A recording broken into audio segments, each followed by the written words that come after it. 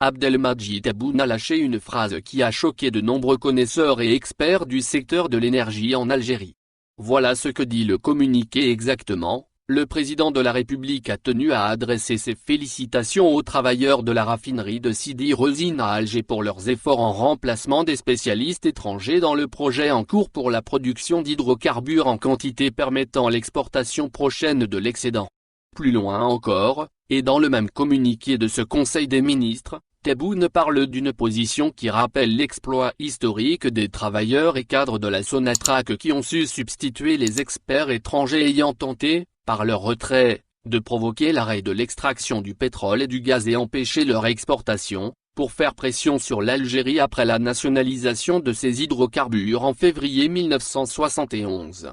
À entendre ainsi le président de la République, la raffinerie d'Alger constitue un exploit majeur de l'industrie pétrolière algérienne et le mérite revient ainsi totalement aux ouvriers de Sonata. C'est beau. Trop beau pour être vrai. Et pour cause, tout ce qui a été raconté dans le communiqué du Conseil des ministres n'a absolument aucun fondement. La raffinerie d'Alger n'est pas du tout fonctionnelle et souffre encore et toujours de plusieurs pannes techniques successives. Elle n'a jamais exploité son potentiel à 100% et les étrangers, chinois et français, continuent d'assurer son suivi. Dans cette affaire, Tebboune a été entièrement manipulé par la direction générale de Sonatrach qui lui a totalement menti. D'abord, il faut savoir que la raffinerie d'Alger située à Sidi Rezine, dans les environs de Baraki, est une très vieille infrastructure qui date de 1969. Dès sa construction, elle était dotée d'une capacité de traitement d'environ 3,645 millions de tonnes par an. Or, cette raffinerie est presque à l'arrêt depuis 2010, date à laquelle les autorités algériennes ont lancé les travaux de sa réhabilitation. Et cette réhabilitation a duré près de 10 ans, occasionnant ainsi des frais estimés aujourd'hui à 1,5 milliard de dollars. Ces travaux de réhabilitation ont, surtout, provoqué un scandale de dilapidation de deniers publics qui n'a jamais fait l'objet de la moindre enquête judiciaire en Algérie. Et pour cause, la rénovation de la raffinerie d'Alger a été en réalité un immense marché juteux qui a suscité toutes les convoitises. Tout a commencé en 2010 lorsque la société française Technip a été désignée comme attributaire du contrat EPC pour la réhabilitation de la raffinerie d'Alger. Technip était en concurrence avec la société sud-coréenne Hyundai Engineering, Hyundai EEC, Samsung Engineering et GS Engineering et Construction. Le montant du contrat était de 67,8 milliards de dinars, soit 682 millions d'euros. Le projet a connu très rapidement d'énormes ralentissements et de grosses difficultés en raison d'un conflit qui a éclaté ouvertement entre Sonatrach et Technip. En juin 2015, le projet est en suspens car la société française Technip s'était retirée du projet, après avoir vu sa demande de rallonge de 300 millions de dollars, indispensable pour achever les travaux. Sonatrach a refusé catégoriquement cette demande et les deux parties ont fini par divorcer. Profitant de cette confusion générale, Ali Haddad et les frères Kouninef exercent leur lobbying pour imposer aux autorités algériennes une autre société étrangère afin de terminer les travaux de la raffinerie d'Alger.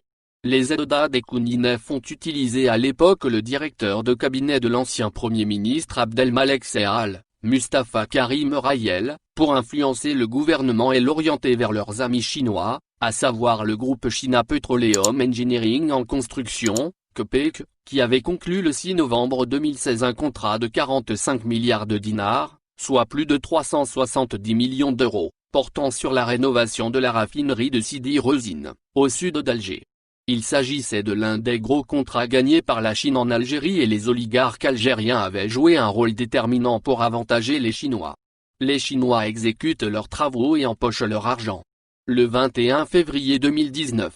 L'ex-président directeur général de Sonatrach, Abdelmoumen Ould Kadr, inaugure la raffinerie d'Alger croyant savoir que l'Algérie va enfin profiter de ses installations rénovées dans le but de réduire les exportations du carburant depuis l'étranger.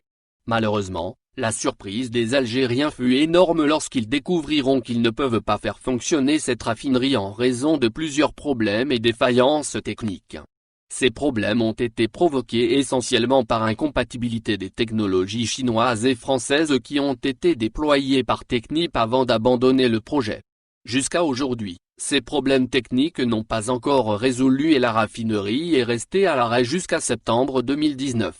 Pour remédier à ce drame qui provoquait une véritable saignée de l'argent public puisque l'arrêt de cette raffinerie aggravait la facture, déjà très salée, de l'importation à l'étranger des carburants par l'Algérie. Raïd Achichi, l'ex-président directeur général de Sonatrach, a été contraint de rappeler les Français de Technip. Ces derniers envoient à Alger les cadres de l'une des branches spécialisées en ingénierie pour reprendre le suivi et la maintenance des installations de la raffinerie d'Alger. Vers la fin de l'année 2019, la raffinerie d'Alger a pu enfin redémarrer. Et il faudra attendre février 2020 pour que la production atteigne à peine la capacité de 900 000 tonnes de carburant par an.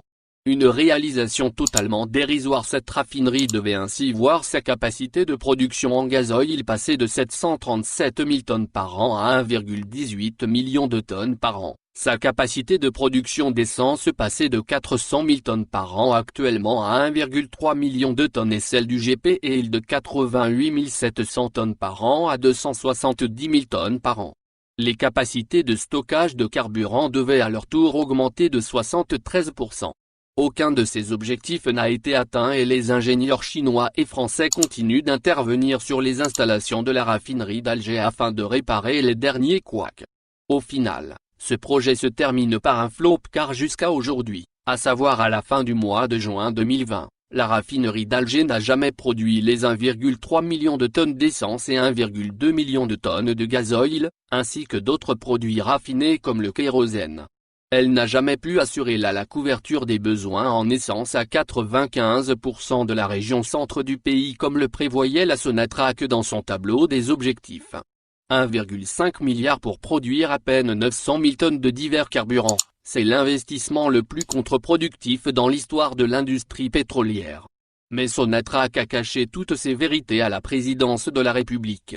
Le PDG, Toufik Akar, et ses plus proches collaborateurs, ont adressé un rapport totalement fallacieux qui n'explique nullement ces dysfonctionnements ni les pertes financières occasionnées au pays. Le ministère de l'Énergie n'a pas fait son travail de vérification et a validé ce rapport mensonger qui est passé comme une lettre à la poste pour monter jusqu'au Conseil des ministres. Par naïveté, Tebboune est tombé dans le piège et a fait des déclarations infondées en plein Conseil des ministres. Le comble du ridicule.